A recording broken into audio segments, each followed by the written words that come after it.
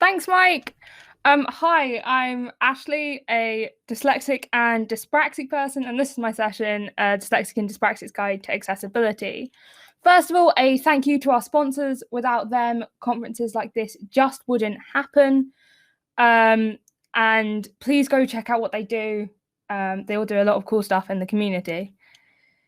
So, who am I? I am an aerospace engineering student. I'm currently in my third year. I have dyslexia and dyspraxia, and I've had diagnoses for quite a long time now. I write a blog on like disability difference and what we can do around that at dyspraxicrogue.co.uk. And you can follow me on Twitter at dyspraxicrogue. So, first of all, I have a couple of questions that are really important that we answer before we get into this. First is, what is accessibility? And the second is, who is it for? Whenever I answer this, I tend to answer them in one go, even though I try not to. And I know that this is a topic a lot of people have different opinions on, so please do feel free to have a go in the chat and just discuss what you think it means for you.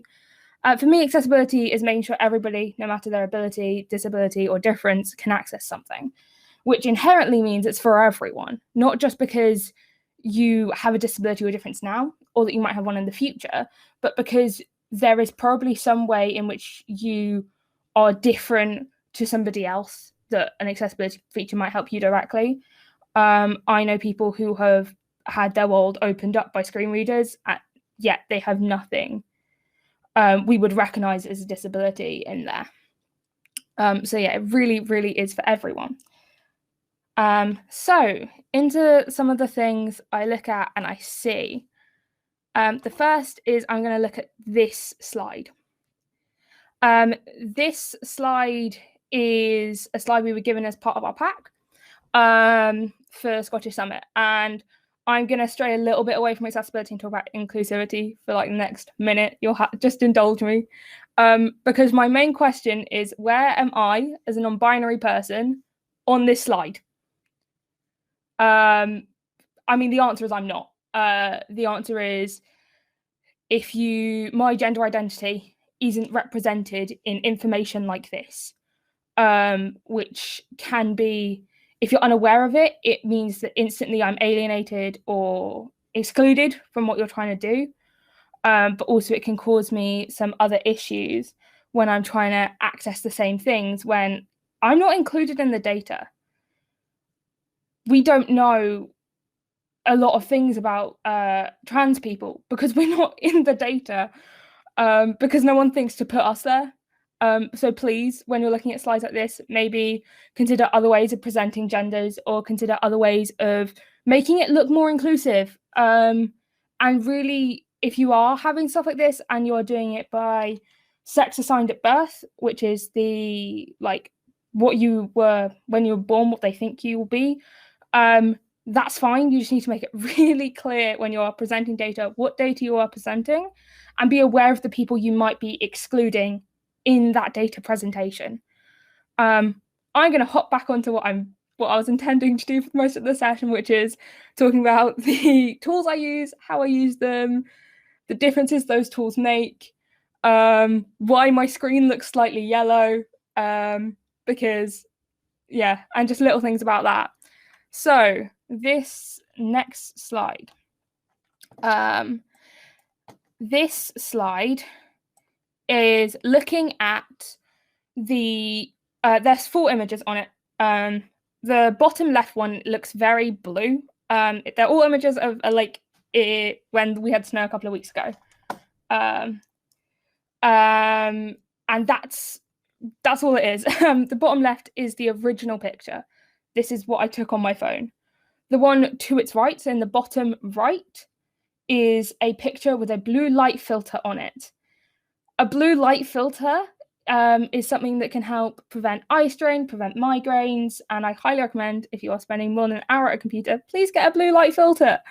That's the reason my screen looks slightly yellow when you look at me, or it might look slightly yellow, I can't tell, is because I have a blue light filter on permanently and I don't turn it off. The glasses that I wear also have blue light filters in slightly, just because migraines, you don't want them.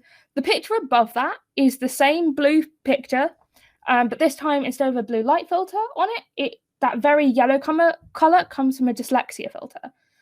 Dyslexia filters are really important for people with parts who have a condition similar related to dyslexia. Can't remember what it's called. Where the words can move around the page, they can go fuzzy. For me, they tend to grey out from fuzziness. And yellow stops that fuzzing a little bit and makes it easier to focus slightly, which is really cool. But those come in loads of different colours, including the main ones I remember is yellow, a sort of pink magenta colour, kind of similar to the Scottish Summit colour, and a blue, which is like a cyan blue. And just kind of being aware that these filters exist might really help, because you might have someone be like, I can't see that colour, and it's not because we're colourblind, although that can be an issue. It's actually because we are using a filter on top and we don't necessarily want to have to turn it off.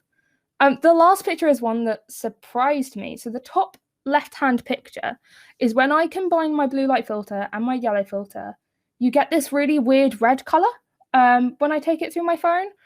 I did not even realize that this was the color I see, but this is actually what I normally see on my screen.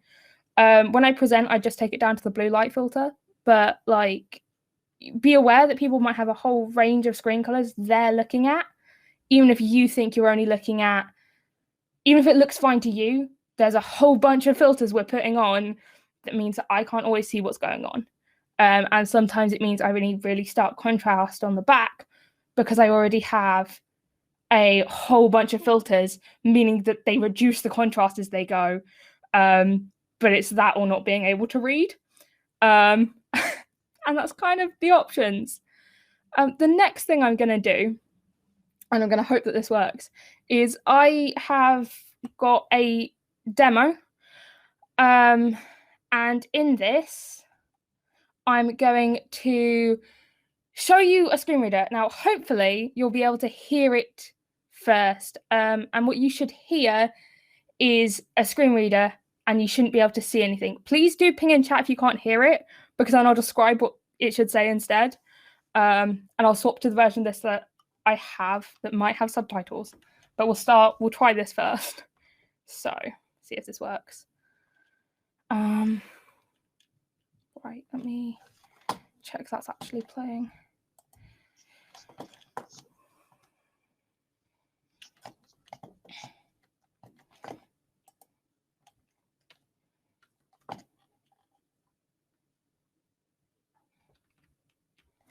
Oh.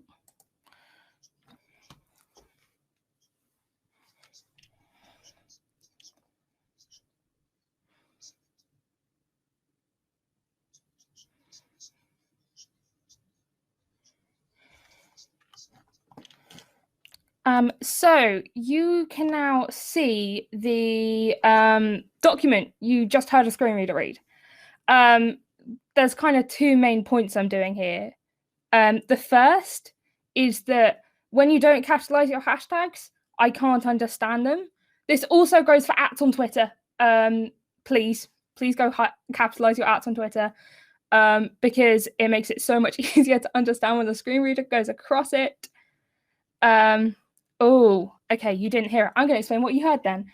Let me swap. Ooh. Can someone just confirm in chat if you heard the screen reader? Let's find out if this one worked. If not, I will do the backup I had. Okay, that's fine. We will move on. I will post a link in chat after this to this video with the words on it. This is the only bit I was worried. Yeah, I'll post the link to the YouTube video that is that demo afterwards. It's not going to do it right now. That's fine. Yeah, I'll move on. That's all right. That I knew might not happen. So let's just Let me click beyond. Right, okay. We'll move on to the ones. Thank you all for letting me know in chat. I'll post that in a bit.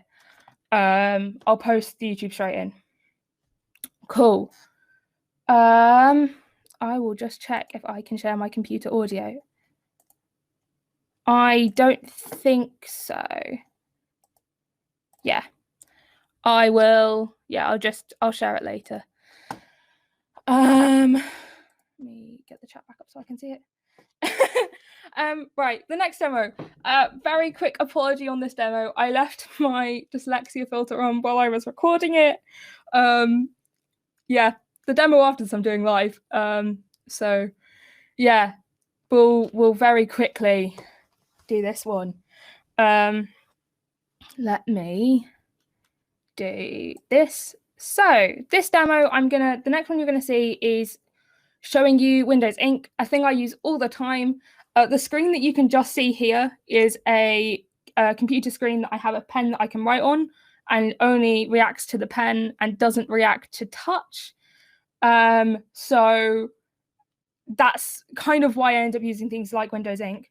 It works wonders. When it's the only thing plugged into my computer, it works like a touchscreen. The computer registers it like a touchscreen and puts it into tablet mode and stuff. So this next one doesn't have audio because, yeah. So what you'll see is in the bottom corner, I have a keyboard pinned to my taskbar so I can do this as I go. You'll also notice the yellow filter actually goes behind Windows Ink. I don't know why it does this. It always has. But yeah, this is Windows Ink. It allows you to do handwritten to text. You don't have to wait for a word to be turned into text. You can just keep going.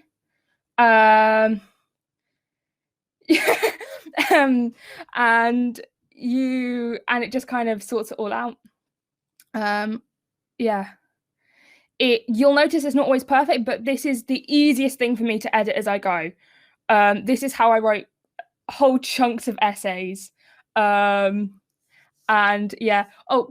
And so it just kind of, it allows me to edit things. It allows me to go as I go, and it allows me to kind of fiddle with what I'm writing, but also it means I can write really quickly. I am dyspraxic, so writing is a thing I struggle with, but I struggle with typing more.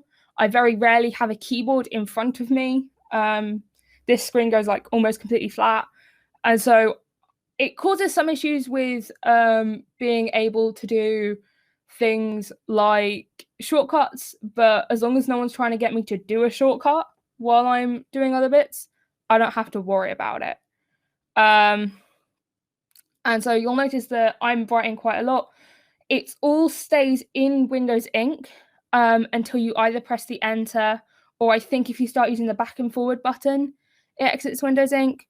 Also, you'll see just then it picked up what I wrote wrong, and you can just literally write straight on top like you were writing, and just be like, no, that's not an M. It was an R and an N, so I just wrote the R on top, and it worked it out.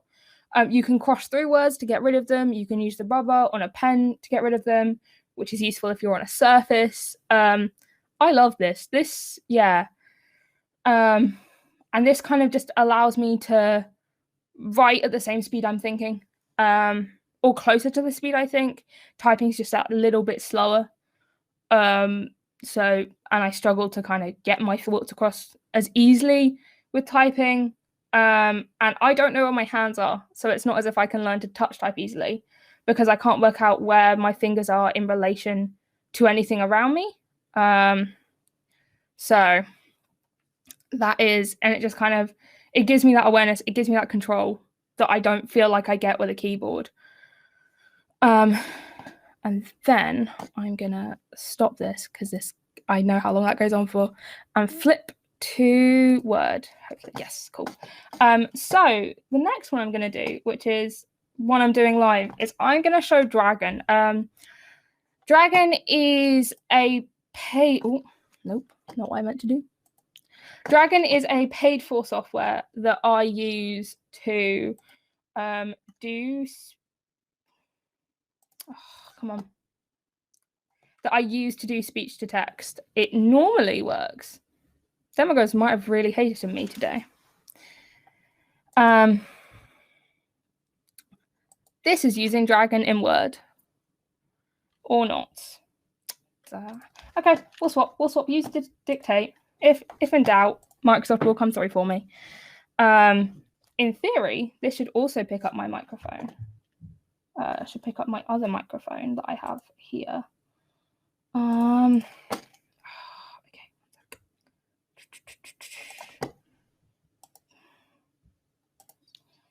Okay. Normally when you do this, it starts typing as it's hearing my voice. But obviously, it's decided it really doesn't like me today. You can see with this, you get a little ping. It normally does dictation. I think it's my computer's not liking the fact that I don't have my normal double mic set up here. Oh, 1 second.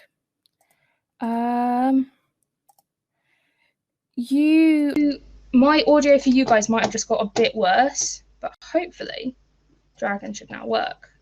So as I'm talking, Dragon should be typing. Or not, or it's gonna, yeah, okay. The demagogues are really hating me today. That's fine. This is the issues of technology and hating me. Oh, there we go. Now it works. As soon as I complain it's not working, now it works. The advantage that I have with Dragon is that this little box that I've just moved is this can type into Word, this can type into Google. I can't guarantee it's going to pick up what I say. Full stop. The disadvantage is I have to say every single piece of grammar, or like if I want to say any punctuation, I have to say it out loud. I know dictate occasionally can do it without. But Dragon has been a lifesaver. I've really been like, it's made such a difference. This is how I used to write all my essays. Occasionally I'll do this and then it will go back into using what's it called? Windows Ink to edit it, because that's faster for editing still than using a keyboard. I haven't used a keyboard now in about 6 months. Yeah, as you notice, it causes issues because I have to have 2 different microphones working, and I got the wrong one into what I was doing live. And if I'm doing any typing while I'm with people. If I then click transfer, we'll see if this is going to work. It will in theory, it will transfer it straight into the Word document. It sometimes does, it sometimes doesn't, and it's not going to, but it normally does. Dragon is normally better than this. But to control the microphone, to turn it off, I can literally just say microphone off, and it stops listening to me. And that's also so useful. And it means I can really fiddle with them as I go. And I don't have to worry about remembering where that button is. Whoops, wrong screen. I know where that button is because I can just say microphone off and it does it. Back though, okay, flip, cool. So I'm on to the last couple of little bits. I will put that YouTube link up as soon as I can. But these are a pair of trainers. These are the Nike Go Flyes, I think. Did that off the top of my head. These are a pair of trainers that were partially that included a guy with, I believe, cerebral palsy on the design team. And it's things like this so these are hands-free shoes. You don't even have to bend down to put them on. As a person who can't tie shoelaces, these are going to change my life. Like, I can't express how many times I've broken shoes because I can't do up the laces, or I've had to get someone else to do my laces. And as a 21-year-old, it's a little bit annoying. So shoes like this, I've also recently found that you can buy silicone alternatives to laces make all the difference. But you don't get here unless you start with accessibility. You don't get to products that really change people's lives like these will do for so many people unless you start with accessibility. So very quickly, what can you guys do? First of all, some very quick ones, including capitalizing your words in your hashtags and using alt text in your pictures. Please. I will, when you see that YouTube demo, I put it on YouTube with subtitles. So even if the audio doesn't work, the subtitles work on there. I just couldn't get that video to import back into PowerPoint. Sadly, it wasn't. The demo gods weren't working with me earlier either. The next thing to do is start with accessibility in your projects. If you go out the gate saying, okay, we're going to do this, and how are we going to make it accessible? You'll have a much better product than if you don't start out the gate. It'll be a lot easier to access and a lot easier to use. The next one is subtitle videos. The amount of times me and my housemate have to turn off a video because I can't process what people are saying today and they haven't put subtitles on, so I can't watch that video anymore. And I will just turn off and move on because I don't have the energy a lot of the time at that point to try and listen. I don't have the energy to try and lip read a small person on a screen. Live videos are a lot harder, but please subtitle them when they stop being live. But also ask people who follow you, who consume what you do, who are going to use the things you make, what they need. Because that's going to be the best way for you to be better right now and to start seeing the improvement right now is for people to be able to be like, oh yeah, I actually understand that you've tried because you've made an effort for this little thing that I know I need. And also, when you are in Word documents, use the accessibility checker. It's on the review toolbar, I believe, and it will just tell you all the issues you have with a document. And it is really, really useful. I know there's things that I didn't know that the accessibility checker has taught me. Let me get you guys back up. There you go.